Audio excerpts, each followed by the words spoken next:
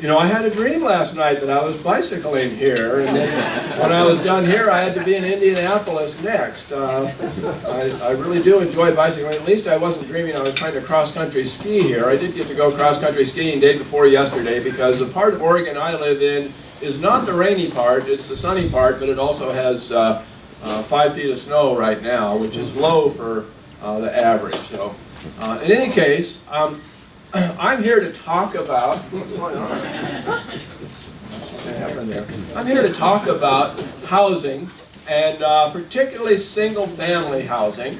Now, we've just gone through a housing crisis, and people have blamed the crisis on the Federal Reserve Board, or the Community Reinvestment Act, or the subprime lenders, or all kinds of other people have been blamed.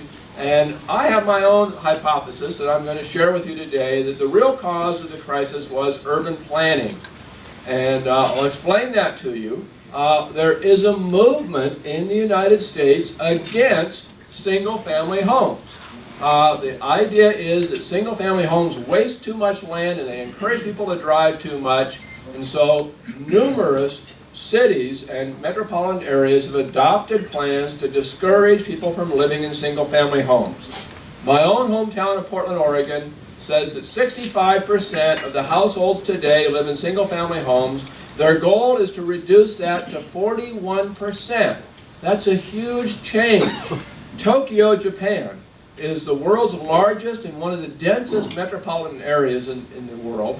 And 45% of the households in Tokyo live in single-family homes.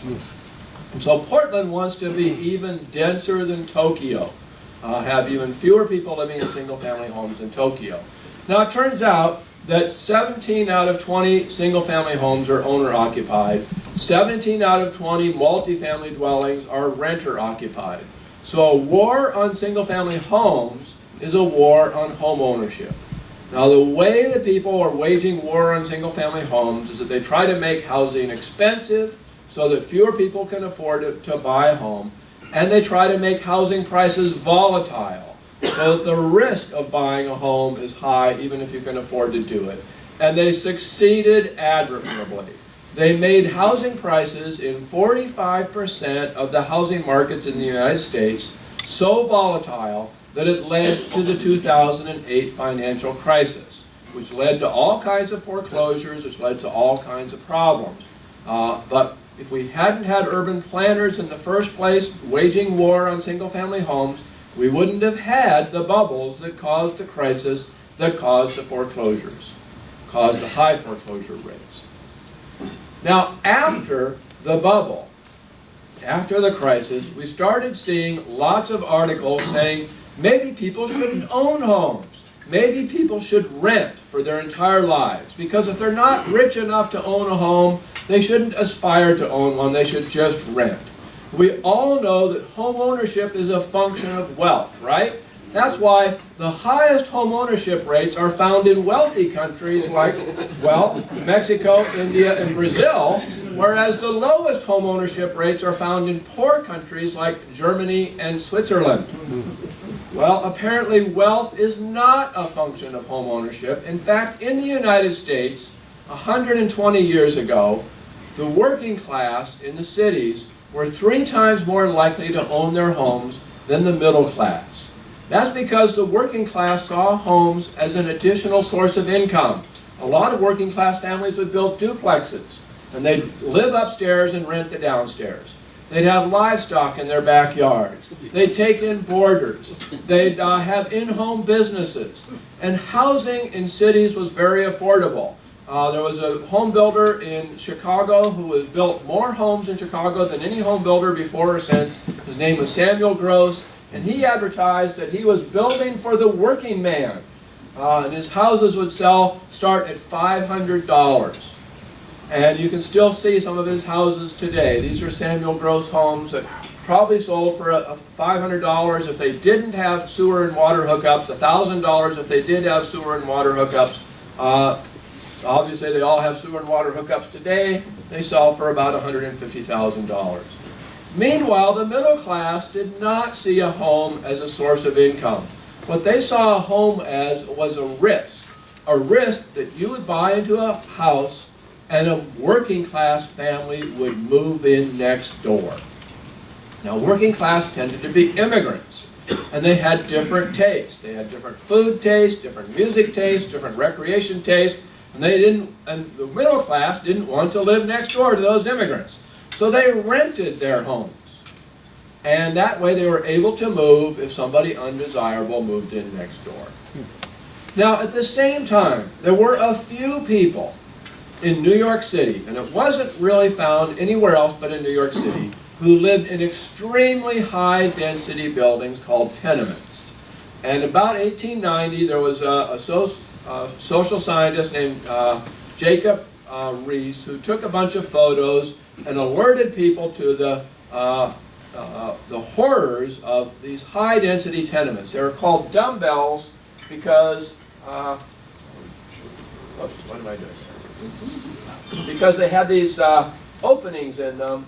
See, the buildings were dumbbell-shaped, and these openings were air shafts so that you could get some light and air down to the bottom story, but they were 5 stories tall, so there wasn't much light getting to the bottom. The reason why people lived in such high densities was because factories in New York were very high density. This is a Triangle Shirtwaist Factory, which of course had the horrible fire that killed so many people, but the factories would have 4,000 people per block in a single building. And so you had, since everybody who worked in those factories couldn't afford to take a streetcar to work, they weren't paid enough, they had to walk to work, so they had to live in very high density housing nearby. So, in 1900, alerted to these problems, 2 great questions faced the housing reformers. First, how do we make sure that people who live in high-density tenements find better housing elsewhere? And second, how do we make sure they don't move in next door to us? Well, naturally, they answered the second question first. And the initial answer was protective covenants. And protective covenants were first conceived in a development in 1857. Actually, they go back much further than that, but a New Jersey development in 1857 had protective covenants on it. But they were perfected in Kansas City by this man, J.C. Nichols, who developed the Country Club district of Kansas City. His protective covenants had an income threshold, basically. If you bought a lot on his development, you had to build a $5,000 or more expensive home on that lot within a year.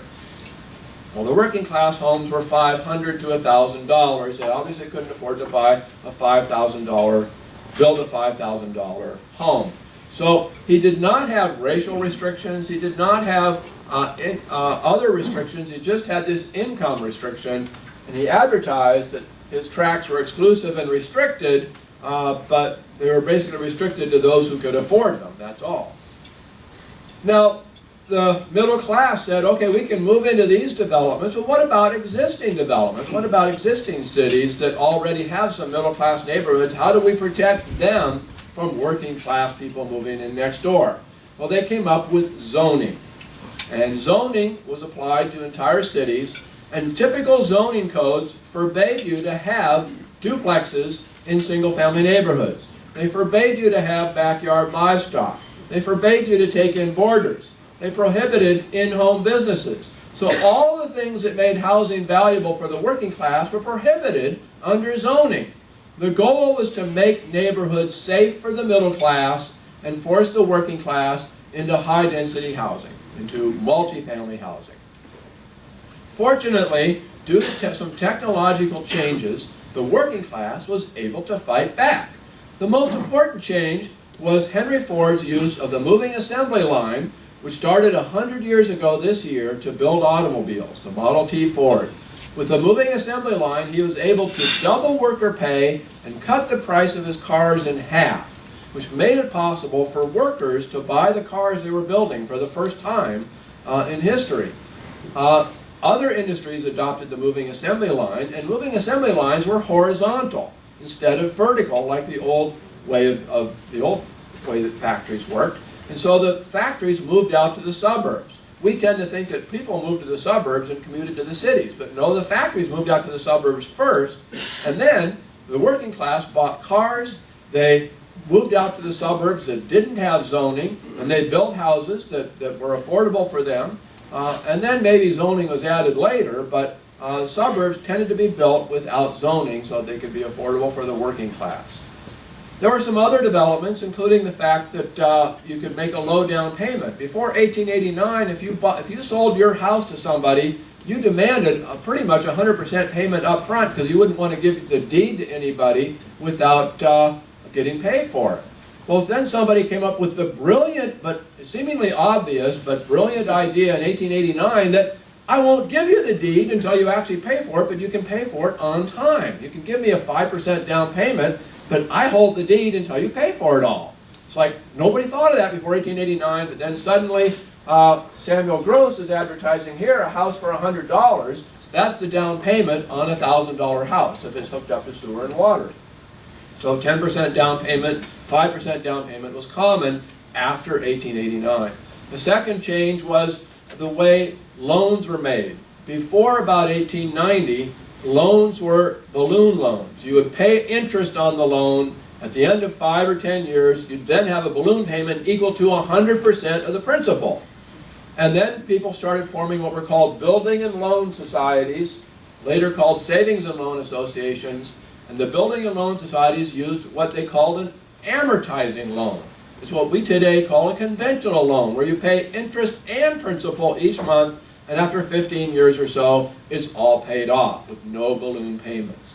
Finally, the home builders started building homes on an assembly line basis. Not a moving assembly line, but methods perfected by the Levitt brothers in New Jersey and New York and Pennsylvania involved having different crews do different things. You'd have one crew come in and build a foundation, another one come in and frame the house, another one do the electrical and plumbing, another one putting up the walls. They'd have different paint crews for yellow paint and a different crew for blue paint, and so on. And this assembly line method brought the cost of housing down. So all of these things together led to a huge surge in urban home ownership from less than 40% in 1940 to 60% by 1980, and pretty close to 60% by 1960. So this rapid growth in urban home ownership was basically the working class achieving their dream.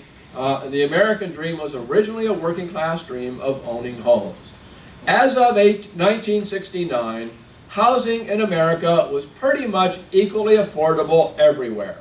We measure affordability by dividing the median price of a home by the median family income. And pretty much throughout the United States, median homes divided by median family incomes was 2. In other words, the median price of a home was about twice median family incomes in San Francisco, in Houston, in Atlanta, in New York City, everywhere in the country except Honolulu, except Hawaii, because Hawaii had adopted some very stringent land use restrictions in 1961. Well, after the middle class managed to move out to the suburbs and achieve the American dream of home ownership, the working class decided to fight back. They declared that suburban sprawl was evil. Now, suburban sprawl wasn't evil in the 1850s when the wealthy were moving to the suburbs. Suburban sprawl wasn't evil in the 1890s when the middle class were moving to the suburbs. Suburban sprawl only became evil in the 1920s and 1950s when the working class moved to the suburbs. And you look at the early literature from opponents of suburban sprawl, and they are not complaining about the consumption of farmlands by housing. They are complaining that the people who are moving to the suburbs have the wrong tastes. They have different tastes in music, they have different tastes in clothes, they have different tastes in the architectural styles of their houses that they're building, and those tastes are wrong, and those people should be penned up in high-density housing in the cities, and only people who have the right taste should be allowed to move to the suburbs. That's what they actually wrote in the 1930s and 1950s. It wasn't until later that they began to make up stories about how we're running out of farmland, or we're driving too much, or things like that. But there's been this movement against single-family housing, particularly for the working class, going back many, many years. So how did the middle class decide to fight urban sprawl? How did they decide to fight working class home ownership? Well, first, they drew urban growth boundaries around cities. Outside the boundary, and this is Portland, my former hometown, the urban growth boundary covers 24 cities and parts of 3 counties. In Oregon, every single city is required by law to have an urban growth boundary. All of the urban areas inside those boundaries add up to a whopping 1.25% of the state. Almost all the other private land in the state is zoned rural. And in rural areas outside the boundary, here's the boundary, outside the boundary, you are not allowed to build a house on your own land unless you own at least 80 acres. You actually farm it, and depending on soil productivity, you actually earned $40,000 to $80,000 a year from farming it in 2 of the last 3 years. And the planners are proud to say that since they imposed these rules 20 years ago, there have only been 100 homes per year built outside of, in rural areas in Oregon. So all the other new growth has been forced to take place inside the urban growth boundaries. Now originally they said, as we fill up the vacant land inside the boundaries, we'll expand the boundaries. But then 10 years ago, in 1993, they passed a new law that said you can create vacant land by taking neighborhoods of single-family homes and rezoning them for multifamily. So that effectively makes those single-family neighborhoods vacant, because you can put in 6 times the density in there under the new zoning. In fact, the new zoning was minimum density zoning. If your house burns down, you're not allowed to rebuild it. You're required to put in multifamily. So a combination of the urban growth boundary restricting the land available for development with the decline in available single-family housing as single-family homes are converted to multifamily put a premium on the kind of housing that Americans want, which is single-family housing. Survey after survey shows that 4 out of 5 Americans aspire to live in a single-family home. So planners were proud when developers would find a home like this, built on a 100 by 100 lot, that's about a 1/4 acre. They would tear down the home, subdivide the lot into 4 25-foot wide by 100-foot deep lots, and build 4 skinny houses on the lots. The skinny houses were 15 feet wide. My dad says it's a good thing there's a back door, because once you get inside, there's no room to turn around. There also is now a movement in Portland for tiny houses. This is about 3 blocks from where I grew up in Portland. Somebody had a big lot next to their yard, so they put in a 400 square foot tiny home. This is for people who aspire to live in single-family homes. But the real movement in Portland is to build high-density, transit-oriented developments. These are supposed to be 4 and 5 and 6-story buildings with mixed uses, with ground floor of shops, the top floors are apartments. Now, excuse me, that's not a transit-oriented development in Portland. That's in Halle-Neustadt, which is in the former East Germany. It was built in the Soviet era. Here's the one in Portland I had intended to show you. The difference is, in Halle-Neustadt, when East Germans got their freedom, they immediately moved out, and this building is slated to be torn down because they all moved into single-family homes. Whereas in Portland, we made single-family homes scarce and unaffordable and forced people to move into developments like this.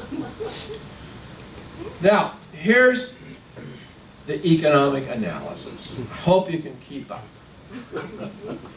If government doesn't restrict housing, then housing remains cheap. Why is that? Because there's an abundance of land in this country. Because of low transportation costs, materials are cheap anywhere. They cost about the same whether you're talking about Atlanta or New York or Alaska. Because of labor costs being about the same everywhere, you're going to have essentially what economists call an elastic supply curve, meaning a horizontal supply curve. So if the demand for housing increases, the supply increases, but the price doesn't increase. That's what I call a normal housing market. That's what housing markets should look like. But when government decides to restrict the land available for housing, they effectively steepen the supply curve, which economists call inelastic. That means if there's a small increase in demand, there's a large increase in price. So a small increase in demand translates to a large increase in price. Conversely, a small decrease in demand translates into a large decrease in price. So places that have had land use restrictions have seen prices go up and prices fall. Now we can look at prices in terms of housing affordability. As I said, in 1969, throughout the country, a median family home cost about twice median family incomes. By 2006, there were communities in the country where median homes cost 10, 11, 12 times median family incomes. Now, just to let you know, if a home is twice your income when you buy it, you can pay it off by paying 25% on the mortgage. You can pay it off in about 7, 8 years. If it's 3 times, it takes 15 years. If it's 4 times, it takes 30 years. Once it gets up to be 6, 8, 10, 12 times, that means you can take an intergenerational loan and never be able to pay it off. Even if you're paying 50% of your income, you will never be able to pay it off. So we can look and see California has some severe land use restrictions. Florida passed a growth management law in 1985, and that led to severe restrictions. Portland has severe restrictions, but Atlanta, Dallas, Houston don't, and their homes are still affordable. And not coincidentally, Atlanta, Dallas, and Houston are the nation's 3rd, 2nd, and 1st fastest growing metropolitan areas, growing at 120,000 people a year and able to absorb that growth without seeing housing become unaffordable.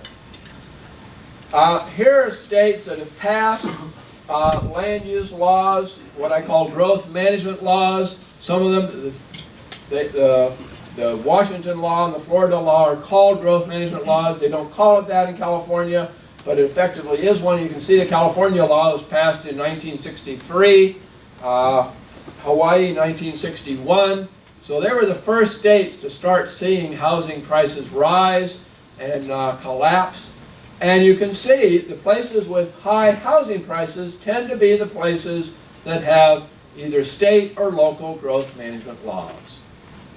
And we can look and see what's happened to prices in those states. Starting in 1995, this with 100 being the price in 1995. This is an index. We can see the prices just shot up and peaked in about 2006 and then collapsed. Okay? I want you to be very aware of the chronology here. In places that had land use restrictions, housing prices bubbled, they peaked in 2006, and then they collapsed. 2 years later, we had the economic financial crisis, 2008. In places that didn't have land use restrictions, like Atlanta, Dallas, and Houston, Raleigh, and so on, you saw housing prices rise slowly, peak generally in 2009, and then decline.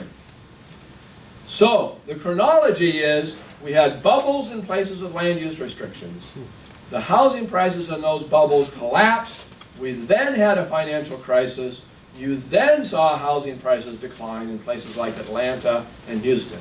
If you hadn't had the bubbles in the first place, in the places like Miami and Los Angeles, you wouldn't have had the financial crisis that led to housing prices to decline in Atlanta. You probably still would have had some foreclosures, but nowhere near as many as you had. So, subprime lenders, Community Reinvestment Act, the Federal Reserve low interest rates, all of those things applied to Atlanta and Houston and Raleigh just as much as they applied to Portland and San Jose and Orlando. And yet Portland, San Jose, and Orlando had the bubbles. Atlanta, Houston, Dallas, Raleigh did not have bubbles. They did have some decline in prices. Some of them, actually, prices in Houston today are significantly higher than they were in 2006 when the places with land use restrictions were bubbling. So this is why I say urban planners caused the financial crisis.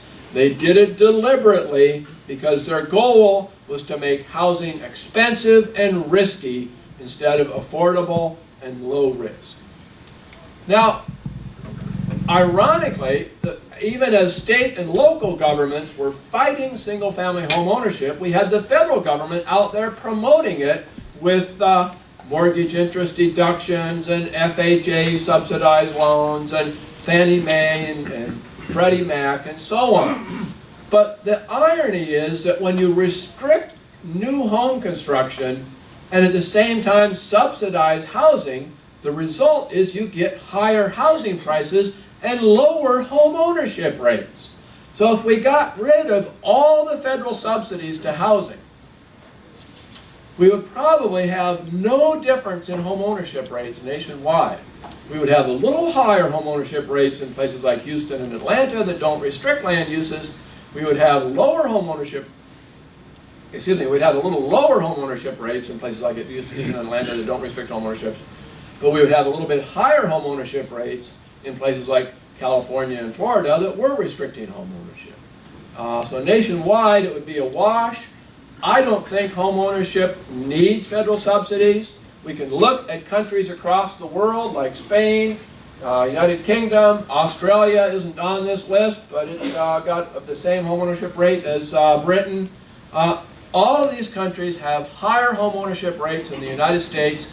None of them have mortgage interest deductions. None of them have FHAs. None of them have Fannie Mae's. None of them have Freddie Mac's. None of them have any federal subsidies to home ownership. And yet, look, you see home ownership rates as much as 20 percentage points higher than the United States. We're the only country in the world that has all these things. There are a few countries that have one of those things, either FHA or a mortgage interest deduction, but none of them have all of these things, and yet a lot of them have much higher home ownership rates.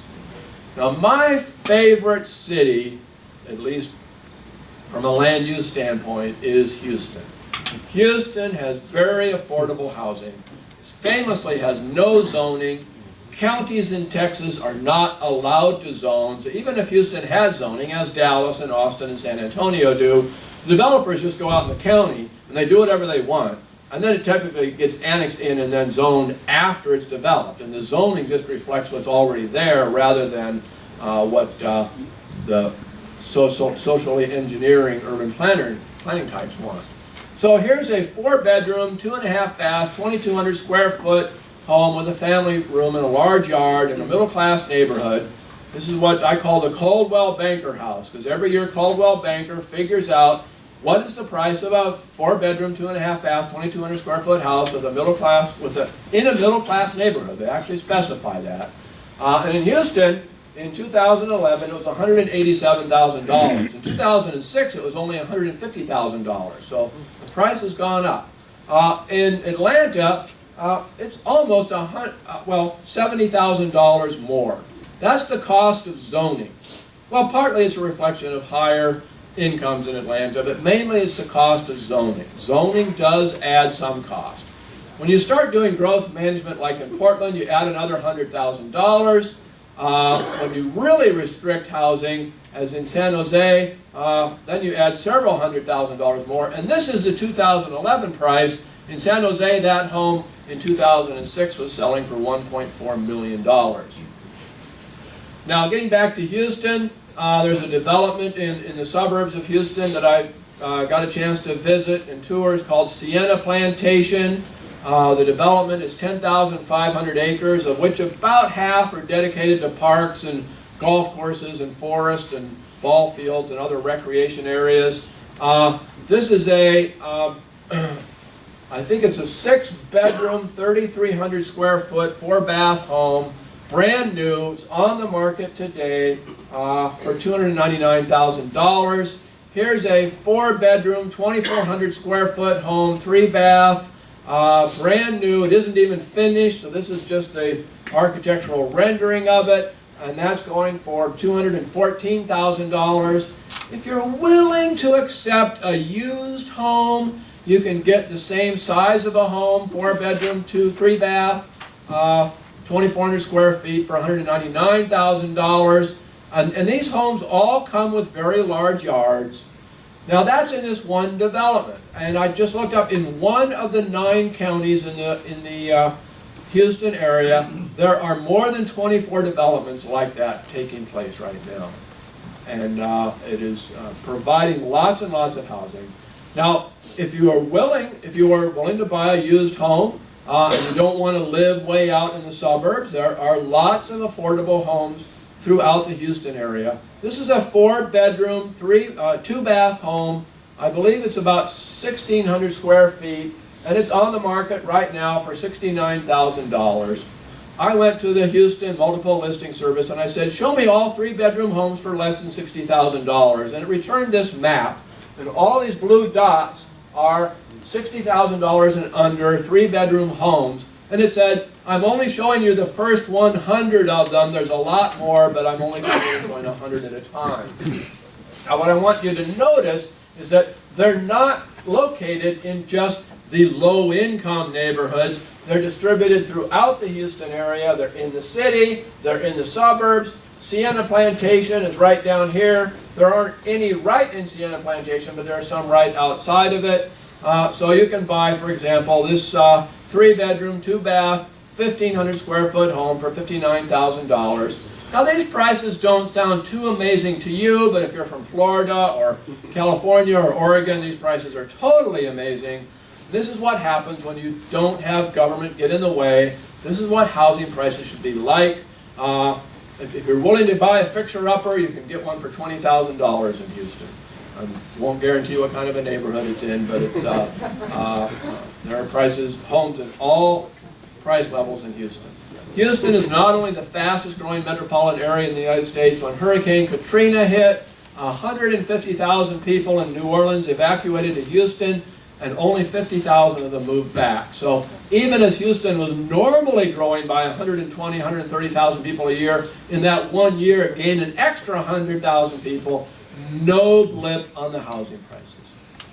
Now, Noel, you said you read about half this book. The chapter you need to read is chapter 13. That's the one that explains how the economic crisis hit.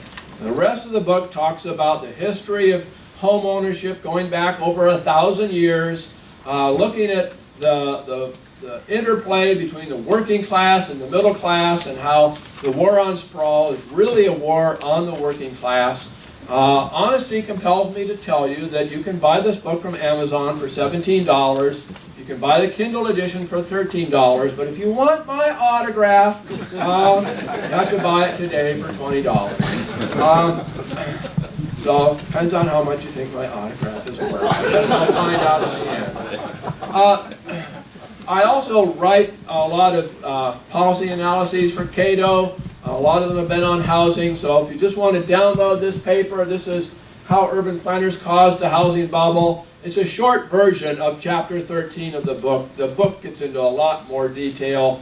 I read more than 100 books on the financial crisis, all of them promoting this theory and that on what caused it, and frankly I'm promoting my theory, but I think my theory is the right one. So I encourage you to read it along with everybody else's and see what you think.